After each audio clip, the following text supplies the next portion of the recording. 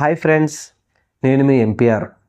మన ముఖ్యమంత్రి గారు ఆయన మేధావితనానికి మాత్రం అందరం మెచ్చుకోవాల్సిందే. అది మంచి పనికా లేకపోతే చెడ్డ పనికా అనేది మాత్రం పక్కన పెడితే ఏ విధంగానైనా ఆయన ఒక కర్రను ఇటైనా వంచగలడు, అటైనా వంచగలడు. ఈ మాట ఎందుకు చెప్తున్నానంటే, దేశంలో ఆంధ్రప్రదేశ్లో వైఎస్ఆర్సీపీ పార్టీ అధినేత మాజీ ముఖ్యమంత్రి వైఎస్ జగన్మోహన్ రెడ్డి గారి మీద, ఆ ఒక్క వ్యక్తి మీద రాష్ట్రంలో కావచ్చు, దేశంలో కావచ్చు, చాలామందికి మరి ఆయన మీద ఎందుకు అంత కక్ష తెలియదు. కానీ ప్రజలు అలాగే ఉన్నారు, నాయకులు కూడా అలాగే ఉన్నారు. అలాగే ఇప్పుడు ఈ విషయం ఎందుకు చెప్పుకుంటున్నామంటే, నారా చంద్రబాబు నాయుడు గారు ఈ మధ్య రహస్య పర్యటనలు చేస్తున్నారు. ప్లస్ లోకేష్ గారు రహస్య పర్యటనలు చేస్తున్నారు. ఎందుకు ఇది చేస్తున్నారు అంటే, కొంతమంది విశ్లేషకులు, మేధావులు చెప్పేది ఏంటంటే, ఇమీడియట్గా జగన్మోహన్ రెడ్డి గారిని ఆయన లోపల పెట్టేయాలి అంటే ఏం చేయాలి? కొంతమంది మేధావులు చెప్పేది ఏంటంటే, డైరెక్ట్గా అమిత్ షాతో డీలింగ్ నడుపుతున్నారు, అందుకనే సిబిఐతో డైరెక్ట్గా ఇదివరకు ఉన్న కేసులు ఎట్టి పరిస్థితుల్లో ఆ కేసుల్లో జైలుకి వెళ్ళే పరిస్థితి లేదు కాబట్టి కేంద్ర ప్రభుత్వాన్ని ఒప్పించి, వాళ్ళు ఒప్పుకోకపోతే కాళ్ళకో ఏళ్ళకైనా పడి వాళ్ళని ఒప్పించి సిబిఐని రాష్ట్రంలోకి తీసుకొచ్చి ఇప్పుడు ఒక రకమైనటువంటి కొత్త రకమైనటువంటి కేసులు ఏ విధంగా పెట్టాలి అని చెప్పేసి వారి నారా లోకేష్ గారి పిన్ అయినటువంటి పురంధరేశ్వర్ గారితో కలిసి ఇదంతా జరుగుతూ ఉందని చెప్పి కొంతమంది అంటున్నారు. అలాగే మన డిప్యూటీ సీఎం అయినటువంటి పవన్ కళ్యాణ్ గారు, మరి మన ముఖ్యమంత్రి గారు అయినటువంటి చంద్రబాబు నాయుడు గారు మాత్రం కర్ణాటక పర్యటన చేయడంలో మాత్రం ఇంకొక అర్థం చెప్తున్నారు. నారా లోకేష్ గారేమో బీజేపీతో బంధానికి ఆయన పరిగెట్టి ఆయన చేస్తుంటే, వీరు కూడా ఈ బంధంలో ఉంటే రేపు సమయం వచ్చి అన్నీ కుదిరితే జగన్మోహన్ రెడ్డి గారిని కనుక అరెస్ట్ చేస్తే ఐఎన్డీఏ కూటమిలో ఉన్నటువంటి పార్టీ వారు ఎవరైనా వారు ఎవరైనా అడ్డం రాకుండా ఉండటం కోసం ఇప్పటి నుంచే పవన్ కళ్యాణ్ గారిని ఆల్రెడీ కర్ణాటక ముఖ్యమంత్రి గారి దగ్గరికి పంపించారు. అలాగే ఇప్పుడు మన చంద్రబాబు నాయుడు గారు కూడా తాజ్ హోటల్లో కలిశారంటే ఆయనకు అనుగుణమైనటువంటి వ్యక్తులనే కలిశారు. ఇదివరకు ఎయిర్పోర్టు ఎక్కే దగ్గర కూడా పక్కకు తీసుకెళ్ళి మాట్లాడారు.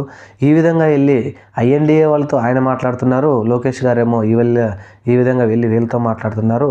ఎట్టి పరిస్థితుల్లో జగన్మోహన్ రెడ్డికి మాత్రం డేంజర్ బెల్స్ మోగుతున్నాయని చెప్తున్నారు.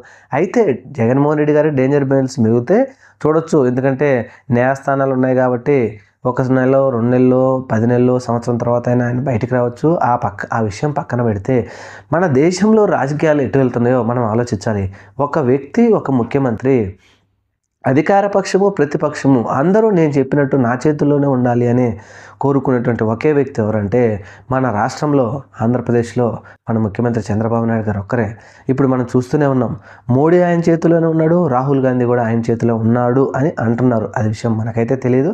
కానీ ప్రస్తుత పరిస్థితులు చూస్తే మాత్రం గడికి వీరు కర్ణాటక వెళ్ళటం, కర్ణాటకలో పరిస్థితులు వాళ్ళతో మాట్లాడటం చూస్తుంటే ఇదే నిజమనిపిస్తుంది. ఎందుకంటే రేపు ఎట్టి పరిస్థితుల్లో వీరు భయం ఏంటంటే, మనం ఇచ్చిన అలివి కాని హామీలు ఇచ్చిన ఆంధ్రప్రదేశ్లో జగన్మోహన్ రెడ్డి గారు కనుక బయట ఉంటే ఈ 5 సంవత్సరాలు ప్రజలను ఉసిగొలుపుతాడు, ప్రజల మనసులో బాగా నాటుతాడు.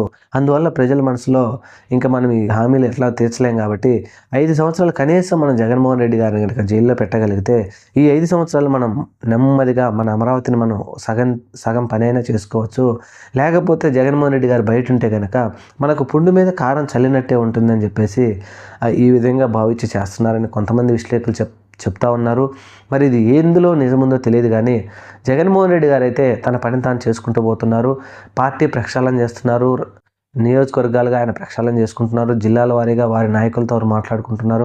కానీ ఆయన ఇక్కడ ప్రభుత్వం ఏం చేస్తుంది, వ్యవస్థలో ఏం జరుగుతుంది అనేది మాత్రం ఆయన తెలుసుకోవటం లేదు.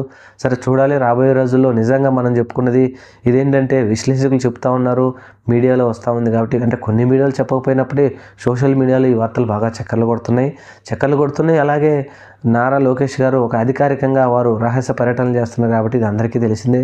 రహస్య పర్యటనలు ఎందుకు చేయాల్సి వస్తుందో కూడా రాష్ట్ర మరియు దేశ ప్రజలందరికీ తెలుసు.